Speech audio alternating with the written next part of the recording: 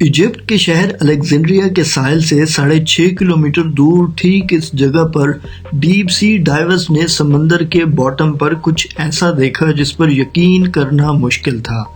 मैं हूं अब्बास नकवी और आप देख रहे हैं ज़ारा टीवी। नाज़रीन, जैसा कि हम जानते हैं ज़मीन का करीब 70% हिस्सा पानी से कवर्ड है और समंदरों के अंदर ऐसी अजीबोगरीब मखलूक़ात रहती हैं जिनको आज तक इंसानी आँख ने नहीं देखा। इन समुद्रों में कुछ ऐसे राज भी छुपे हैं जो हजारों साल पहले जमीन पर बसने वाले इंसानों की निशानियां हैं। कभी रिसर्च वर्क का बहाना तो कभी एडवेंचर के नाम पर की जाने वाली एक्टिविटीज की वजह से ये राज एक एक करके हमारे सामने आ रहे हैं। आज आप जानेंगे 10 ऐसी चीज़ों के बारे में जो डीप सी डाइवर्स को समंदर के बॉटम से मिली है।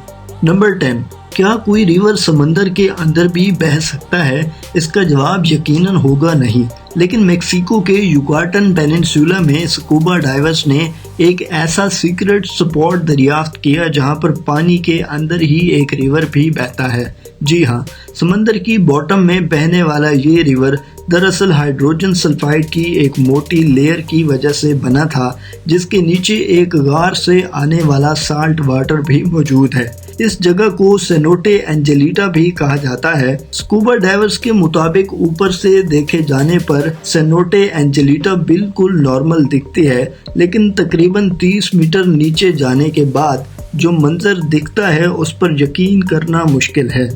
नंबर 9, अमेरिका में फ्लोरिडा के बीचेस बहुत ज़्यादा मशहूर हैं, जहां पर पानी के साथ साथ अक्सर सी शेल्स, क्रैब्स और अजीबोगरीब समुद्री मखलूक तैर कर साहिल पर आती जाती हैं। लेकिन अक्टूबर 2012 में पोम्पानो बीच पर मौजूद लोग दंग रह गए जब उनको साहिल समंदर पर एक बहुत बड़ी आंख मिली। इस आंख का साइज तकरीबन 2 इंसानी हाथों के बराबर था और ये किसी बड़े मॉन्स्टर की आंख मालूम होती थी। इस आईबॉल की इमेजेस सोशल मीडिया पर वायरल होने के बाद लोग ख्याल करने लगे कि जिस मॉन्स्टर की ये आंख है वो जरूर साहिल के करीब ही कहीं घूम रहा होगा, और इस खौफ की वजह से लोगों ने फ्लोरिडा के बीचेस पर जाना ही छोड़ दिया था। लेकिन जब ये आंख वाइल्ड लाइफ के डिपार्टमेंट को भेजी गई तो वहां पर कई एक्सपेरिमेंट्स और रिसर्च के बाद साइंटिस्ट इस नतीजे पर पहुंचे कि ये आंख किसी मॉन्स्टर की नहीं बल्कि एक नॉर्मल स्वॉर्ड फिश की है, जिसको किसी मछेरे ने पकड़कर इसकी आंख निकाल के वहीं समंदर में फेंक दिया होगा।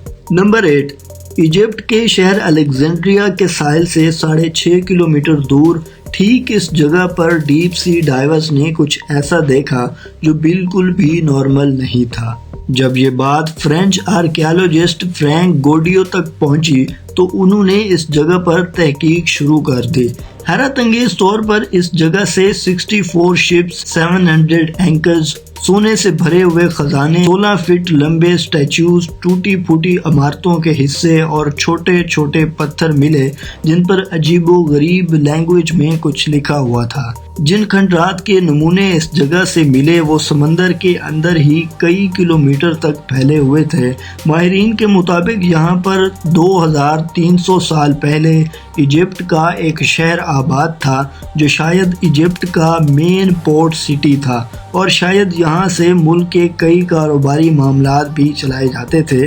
ये शहर आज थोनेस हेरिक्लियोन्स के नाम से जाना जाता है, लेकिन इजिप्ट के इस हज़ारों साल पुराने शहर को सैलाब ले डूबा या फिर सुनामी खा गई, इसका अंदाज़ा आज तक किसी को भी नहीं है। नंबर 7, समंदर के अंदर 1 किलोमीटर नीचे तक मछली की एक ऐसी किस्म भी रहती है जिसको देखना भी जापान में नहूसत समझा जाता है। इस मखलूक को जायंट और फिश कहा जाता है जो अपनी बनावट की वजह से अजीब समुद्री मखलूक भी कहलाई जाती है। समंदर में 1 किलोमीटर नीचे रहने वाली इस अजीबो गरीब फिश की लंबाई 50 फीट से भी ज़्यादा है और इसको देखते ही पहला ख्याल यही आता है कि ये कोई समुद्री सांप है। जापान में ये माना जाता है कि समंदर के साहिल पर और फिश का नजर आना कुदरती आफत के आने का एक सिग्नल होता है, लेकिन साइंसदानों के मुताबिक समंदर के बॉटम पर रहने वाली मखलूक ग्लोबल वार्मिंग की वजह से सतह समंदर की तरफ रुख करने पर मजबूर है। नंबर 6, अंडर वाटर स्पोर्ट्स में समुद्री दुनिया देखना वाकई एक दिलचस्प काम है, लेकिन इस एडवेंचर के दौरान किसी को अगर अचानक ये स्टैचूज नजर आ जाएं तो कैसा लगेगा। वेस्ट इंडीज के साहिल से कई किलोमीटर दूर इस मकाम पर मौजूद अंडर वाटर ये है स्कल्पचर पार्क। 2006 में लॉन्च किए गए इस पार्क के पीछे एक ब्रिटिश आर्टिस्ट का हाथ है, लेकिन इस पार्क को बनाने के पीछे जो मकसद है वो इससे भी ज़्यादा दिलचस्प है। समंदर के अंदर छोटी बड़ी चट्टानें मौजूद होती हैं जिनके अंदर छोटी मछलियां खुद को महफूज समझती हैं, लेकिन जिस जगह ये चट्टानें मौजूद नहीं होती वहां जाने से ये अवॉइड करती हैं। 800 स्क्वायर फीट पर फैले इस अंडर वाटर पार्क को बनाने का मकसद छोटी मछलियों को शेल्टर प्रोवाइड करना था। इस आर्टिस्ट का कहना है कि इस पार्क को बनाने के बाद लाखों मछलियों ने इस पार्क का रुख किया। इस पार्क में 100 से ज़्यादा मुख्तलिफ किस्म के स्टैचूज मौजूद हैं जो देखने में बहुत अनोखे लगते हैं। नंबर 5, जब से ये दुनिया बनी है तब से अब तक जितनी भी कौमें यहाँ रहती थी, समंदर इनके बेशुमार राज छुपाए हुए है। इटली के करीब समंदर के बॉटम से डीप सी डाइवर्स को पुराने जमाने में इस्तेमाल होने वाली दवाइयाँ मिली। देखने में ये टैबलेट्स आज के दौर से काफ़ी जुदा दिखती हैं, लेकिन अब ये मालूम करना था कि इनके अंदर कौन से केमिकल्स मौजूद हैं और ये किस मर्ज के लिए थे। लेबॉर्ट्री में टेस्टिंग के बाद पता चला कि ये दवाई कम से कम भी आज से 2000 साल पुरानी थी, लेकिन इसके अंदर जो इंग्रेडिएंट्स इस्तेमाल हुए थे वो जानकर तो और भी हैरानी हुई, क्योंकि इसमें starch, pine resin, B wax, animal fats के साथ साथ ऑलिव ऑयल भी शामिल था। साइंसदानों के मुताबिक ये दवाई आंखों की बीमारी के लिए इस्तेमाल की जाती होगी। ये दवाई एक छोटे टिन में अच्छी तरह प्रिजर्व थी और देखने में ऐसा लगता है ये हाथों से बनाई गई होगी, क्योंकि जहां पर ये दवाइयां मिली थी उससे थोड़े ही दूर फासले पर एक क्रैश्ड रोमन शिप के साथ साथ काफ़ी सारे मेडिकल इक्विपमेंट्स भी मिले थे। इसलिए रिसर्चर्स का मानना है कि शायद 2000 साल पहले इस रोमानवी शिप में कोई डॉक्टर भी मौजूद होगा। नंबर 4, फ्रिल्ड शार्क समंदर के बॉटम में रहने वाली एक ऐसी मखलूक है जो देखने में दिलचस्प लगने के साथ साथ काफ़ी खौफनाक भी है। फ्रिल्ड फिश का कुछ हिस्सा डायनासोर जबकि कुछ हिस्सा सांप जैसा दिखता है। इसका मुंह सांप जैसा दिखता है और इसके मुंह में दांत भी होते हैं, वो भी पूरे 300। जी हाँ, इसके 300 दांतों की डायरेक्शन अंदर की तरफ होती है। इस क्रिएचर की लंबाई 6 फीट तक बताई जाती है और इसका शिकार करने का अंदाज सांप जैसा होता है। फ्रिल्ड फिश अपनी बॉडी के आधे साइज का शिकार भी एक ही वक्त में निगल सकती है। इस फिश के दांतों की डायरेक्शन की वजह से कोई भी चीज़ अगर इसके मुंह में चली जाए तो उसका वापस आना मुश्किल है।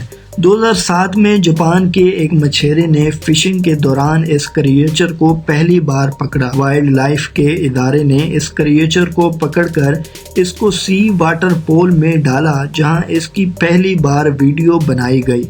इनका कहना था कि समंदर के अंदर 1 किलोमीटर नीचे तक रहने वाला क्रिएचर शायद बीमार था, इस वजह से ये ऊपर आ गया होगा। नंबर 3, जिन लोगों को हॉरर मूवीज देखने से डर नहीं लगता वो अमेरिका में मौजूद कैंप क्रिस्टल लेक ज़रूर विजिट करें, क्योंकि इस लेक के बॉटम में मशहूर horror film Friday the 13th के सीरियल किलर जेसन वोरहीस का एक स्टैचू आपका इंतजार कर रहा है। लेक के बॉटम में रखा गया ये स्टैचू अपने मशहूर मास्क और तलवार के साथ खड़ा किया गया है, जबकि इसका मुंह ऊपर की तरफ है ताकि डाइवर्स को गोता लगाते ही खौफ का एक झटका लगे। इस स्टैचू के मालिक ने बताया कि वो कई सालों से इस लेक में डाइविंग कर रहा है और इसने लोगों को खौफनाक करने के लिए इस करैक्टर को चुना, लेकिन कई रिपोर्ट्स के मुताबिक अभी ये स्टैचू हटा दिया गया है। नंबर 2, रिसर्चर्स की एक टीम को वर्ल्ड वार 2 में तबाह होने वाले एक फाइटर प्लेन का ढांचा मिला। माइक्रोनेशिया के समंदर के बिल्कुल दरमियान में रिसर्चर्स को कई तबाहशुदा फाइटर प्लेन्स, टैंक्स, गाड़ियों और डाइव बॉम्बर्स मिले हैं। आज से तकरीबन 85 साल पहले वर्ल्ड वार 2 में 50 जापानीज शिप्स और 230 एयरक्राफ्ट समंदर में क्रैश हुए थे। क्योंकि ये स्पॉट ओशन के बिल्कुल मिडल में है जहां पानी हद से ज़्यादा गहरा है। इस वजह से कई एयरप्लेन्स और शिप्स का मलबा तो आज तक नहीं मिल सका। और अब बात करते हैं नंबर 1 की। 2014 में स्कूबा डाइवर्स के एक ग्रुप को ओशन से एक जायंट साइज का चाकू मिला। देखने में इसका साइज 6 फीट लंबा लगता है, लेकिन क्योंकि इन स्कूबा डाइवर्स ने इसको पब्लिक में शो नहीं किया, इस वजह से ये बात हमें आज तक मालूम नहीं हो सकी कि ये चाकू आखिर कहाँ मौजूद है और ये क्यों बनाया गया था। क्या हजारों साल पहले इंसान इतने बड़े कद के थे कि इनको ऐसे चाकू की ज़रूरत पड़ी? इस बारे में आप क्या सोचते हैं कमेंट सेक्शन में ज़रूर बताइएगा। उम्मीद है ये वीडियो आपको पसंद आएगी। हमारे चैनल ज़ारा टीवी को सब्सक्राइब करें। शुक्रिया।